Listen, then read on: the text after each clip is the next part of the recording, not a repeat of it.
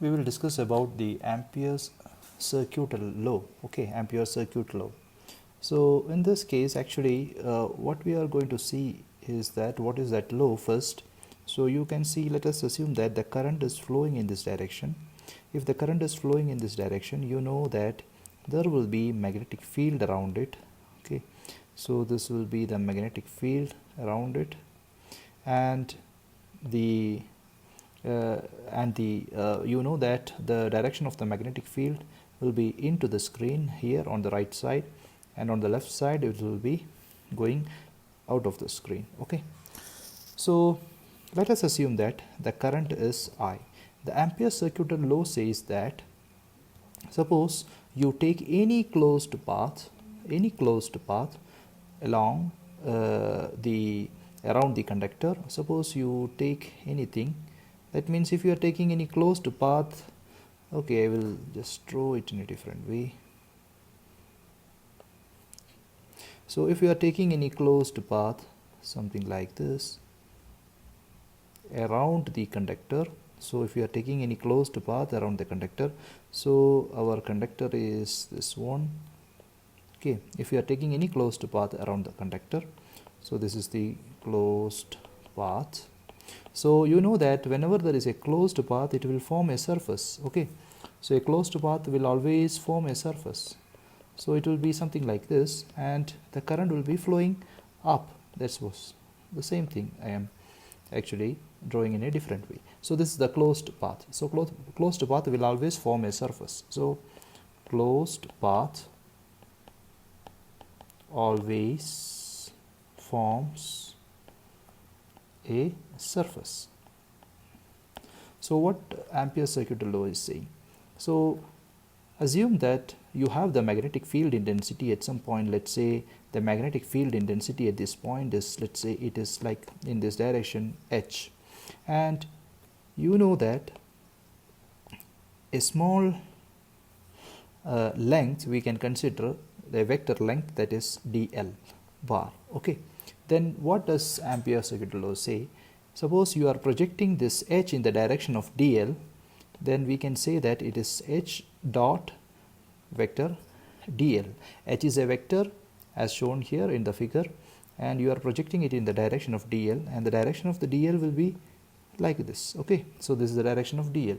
So you are projecting the vector onto dl, and you are adding it up. Okay, you are adding it up completely for the closed loop.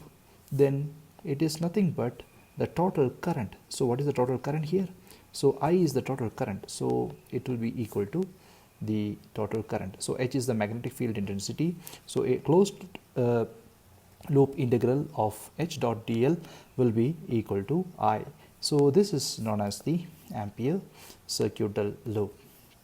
Now you know that we have many results like Stocks theorem. So what does it says? The Stocks theorem we have already seen before. So suppose there is a vector field A. Suppose A is a vector field. The closed loop integral of A dot dl. Suppose I am taking some loop here, and suppose the vector field A is like this. Okay, and I am projecting A in the direction of my dl. So this is my dl bar. So this is dl bar. Suppose this is the vector field A at this point, and suppose this is dl bar here at this point. So suppose I am projecting A in the direction of dl, then the integral, closed loop integral of A dot dl, that means I will be finding out the integral for the whole loop. Actually, you see it is a closed loop. Integral of A dot dl is equal to the surface integral. I told you whenever there is a closed loop, it will always form the surface, right? So this is a surface. So this is a surface. So whenever there is a closed loop, it always forms a surface. So then what is it? The Stocks theorem says that the closed loop integral of A dot dl is nothing but del cross A. That means curl of the vector A. So what is the curl of the vector A? So in this case, the curl of the vector A is nothing but, so we will show here. Let me remove this first. So you know that it will always form a surface. The curl of vector A is nothing but the rotation of the vector A, the rotation of the vector A. So where will be the direction of this rotation? The direction of the rotation will be the normal to the surface anyway. Normal to the surface, or may not be normal to the surface. It will depend upon how, in which plane you are rotating. So suppose this is the normal to the surface, and the direction of the rotation, you will always say, suppose something is rotating like this, then this is the direction of the rotation. Then if something is rotating like this, the direction of the rotation will be like this. If something is rotating in this way, okay, the direction of the rotation will be like this. If something is rotating like this, okay, then the direction of the rotation will be like this. So you can see that that is the direction of the curl. Okay, so it will be normal to that plane where it is rotating. So you can say, suppose it is rotating like this, okay, then the direction of the rotation will be like this. Okay, so this is the direction of rotation. So suppose it is rotating like this, then the direction of rotation will be like this. So you are projecting the direction of rotation in the direction of ds. So that is known as del cross A dot ds. So this will be equal. This is what we have seen in the first chapter, I think.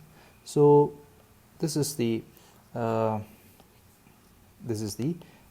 Stocks theorem. So we will apply these results in this one. Okay, so if I apply this result, then I can say that the closed loop integral of h dot dl will be equal to the surface integral. I have told you it will be equal to the surface integral. How the surface is formed? The surface is formed by the closed loop. The surface is formed due to the closed loop. Okay, so closed loop. So del cross h, okay, and we are projecting in the direction of ds. Where is the direction of ds? So whenever there is a closed loop, it will form a surface. So ds will be the normal to the surface. Okay, so the direction of ds will be nothing but the normal to the surface. So this will be equal. So by using these results, we can write it again.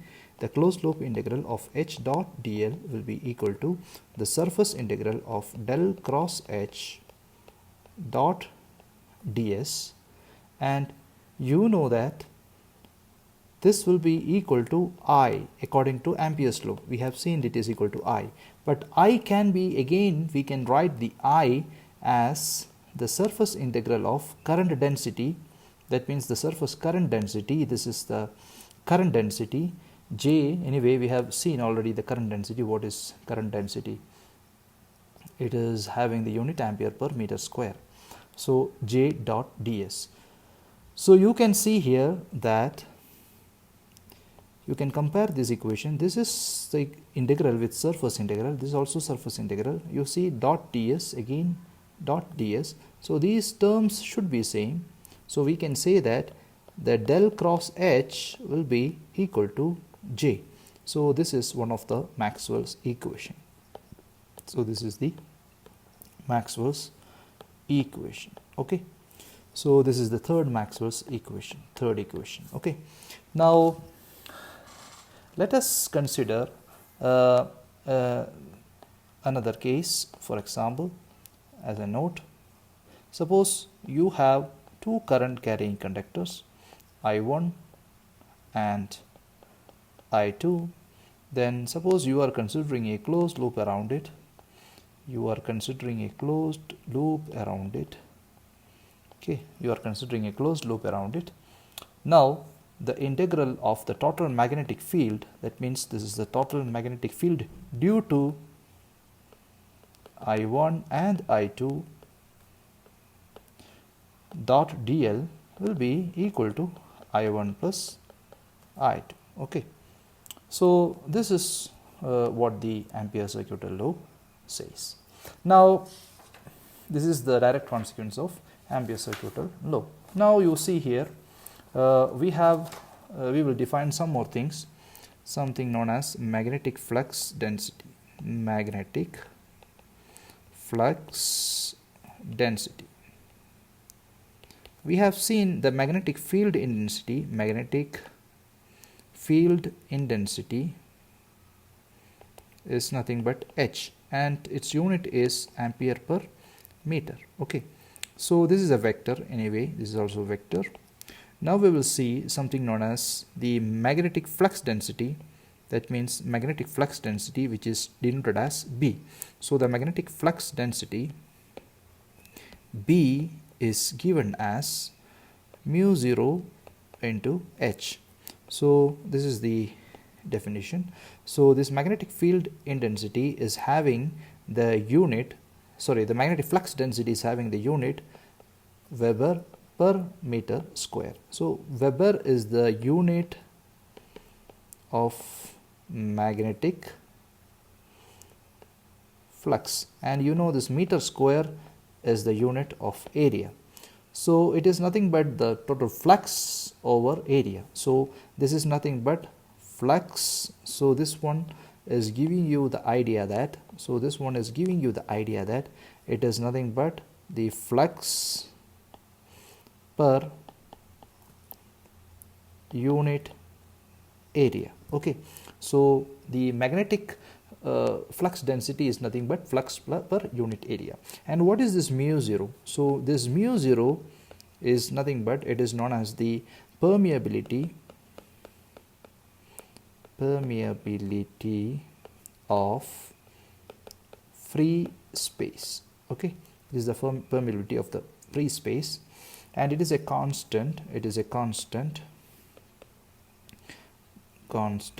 Okay, it's a constant, and its unit is Henry per meter, where H stands for Henry. H is not the magnetic field here. Actually, H stands for Henry. H is not magnetic field intensity. Please note that H is not magnetic field intensity. Here H is the Henry. Okay, so you have to note down this thing. It's very important. And the value of this mu 0, what is the value of this mu 0? The value of mu 0, I will write it here. It is nothing but 4 pi into 10 power minus 7 Henry per meter. So this is the unit for the permeability. So this permeability is having the magnetic so the total magnetic flux through a surface. Suppose you have a surface which may be closed or it can be open. So suppose this is a magnetic flux through the surface. So it is going through the surface, or I can say I will draw it in a different way. That's good. Then it will be easily identifiable. Suppose this is the surface. Okay, so you have the surface. So the magnetic flux is coming like this. The magnetic flux is coming. So it's going like this. So this is the magnetic flux, the total flux, or we can say that this is the flux density B. Suppose you take a small area ds. So how many flux lines, suppose it is going through this small area ds, that is the flux density. So if you know this flux density B, then the integral of this B dot ds over that surface will give you what is the total flux through that surface. Okay, what is the total flux through that surface? So that is very, very important notion. Suppose you are taking a closed surface. So what is a closed surface? A closed surface will form a volume. So please note that a closed surface will form a volume. Actually, a closed loop will form a closed loop will form a surface. So closed loop will form a surface. But if you have a closed surface, suppose you have a closed surface, for example like a sphere, something like this. So a closed surface will form a volume. That's what I am saying. That's what I am explaining here. Okay, so a closed surface will form a volume. Suppose you have the magnetic, suppose you have a magnet which is north and south here. Let us consider the field lines like this, inside the magnet and outside the magnet. So outside the magnet it is going from north to south and it should form a loop. So inside the magnet it should go from south to north. Suppose this is what the other one. So you have a lot of flux lines. Okay, you have flux lines like this. Now in this case, suppose you are putting a volume, as I told you, suppose you are putting a volume like a ball. You can imagine something like a ball. Okay, so if you are putting a volume, then you can calculate how much flux lines are going through it. So you can see that in this part, for example, let's say here, you can see that your ds is in this direction and your B is in this direction, the flux density, and this is the small area, okay, ds. So here, suppose you are considering here, suppose you have the lower portion, suppose use a ds. So you can see that the ds will be in this direction and your magnetic field or magnetic flux density B will be in this direction. Okay, so and for example, and here you see here, if you are seeing here, your ds, maybe this is the ds, will be in this direction and the flux is going inside. So this is the flux density, the direction of the flux density. So you can see that something is going inside and something is going outside. So some flux is going inside and some is going outside. So if you are taking this total area, for example, if you are considering the total volume or the area, so you can see that the closed loop integral of this B dot ds, so you will not loop as the closed surface integral of B dot ds. That means you are considering a volume. Actually you are considering a volume. The closed surface integral of B dot ds, you can see that something is going outside and something is going inside. You will get this answer exactly 0. Okay, exactly 0. Now we know that according to the divergence theorem that we have seen in the first chapter, according to the divergence theorem, we can explain this further. The closed surface integral of B dot ds is nothing but the integral of this over the volume of the divergence of B, okay, dV. Okay, so this is divergence theorem is saying that for any vector field A dot ds over the closed surface will be equal to integral over the volume, because the closed surface will be forming the volume. I have already told you. So the relation between the surface integral and the volume integral is given by divergence theorem, and previously we have seen that the relation between the line integral and the surface integral is given by the Stocks theorem. Now between the surface and the volume integral, so this will be equal to the divergence of this vector field A. So we have spent a lot of time in the class for explaining this already. So del dot A dV, okay, this will be equal. So we can say that this will be equal. Now what is the result? The result is like this is equal to 0, or we can say that the final result is like the divergence of the magnetic flux density will be equal to 0. Okay, or we can say del dot B is equal to, what is B, is equal to mu 0 into H, which is equal to 0, or we can say that del dot H is also 0 anyway. So this is a direct consequence from the previous result. So you can see that it is del dot B is equal to 0. So this is what the final conclusion.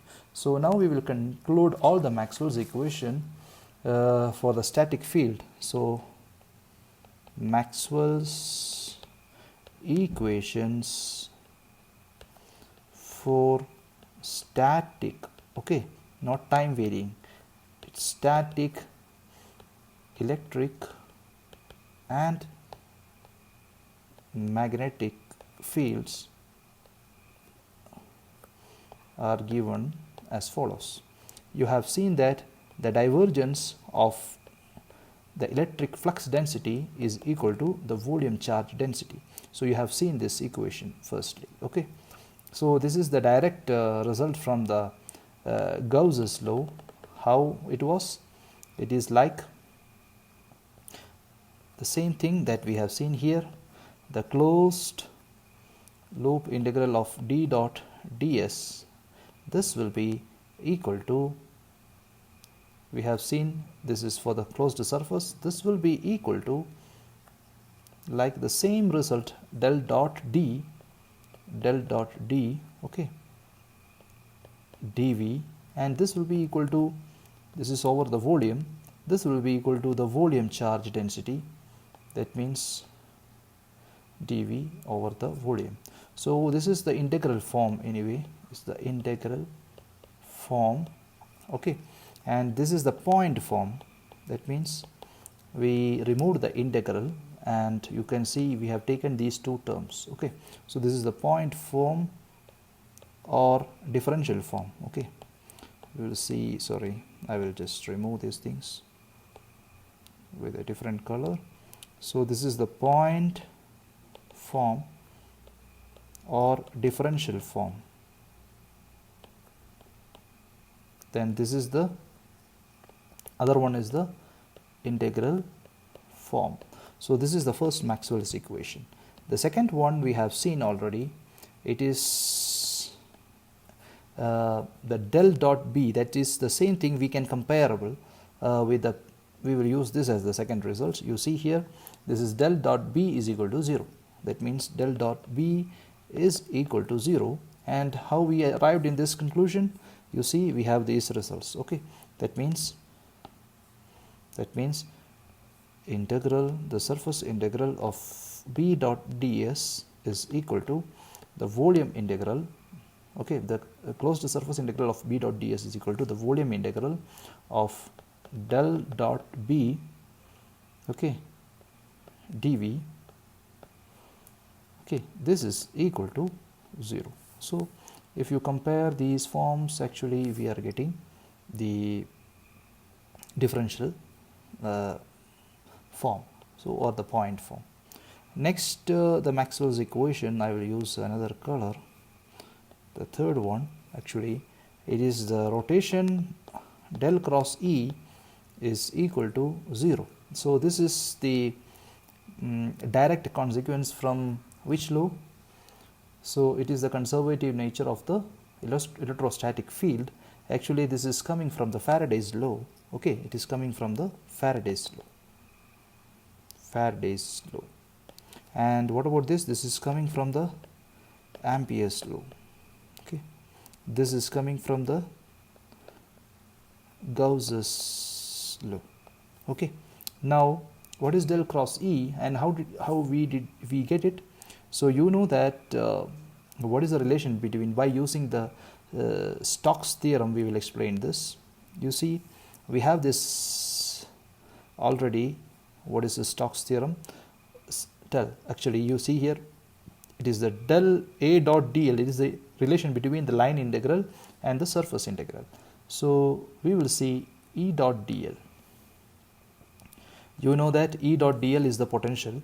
So the closed loop integral of E dot dl will be equal to the surface integral, that means the surface formed by the closed loop, so the surface integral of del cross E, and this will be del cross E dot ds, okay, this will be equal to 0. So in the point form you can see we can compare these two, that's why we are getting the point form on the left side, okay. So this is what the point form.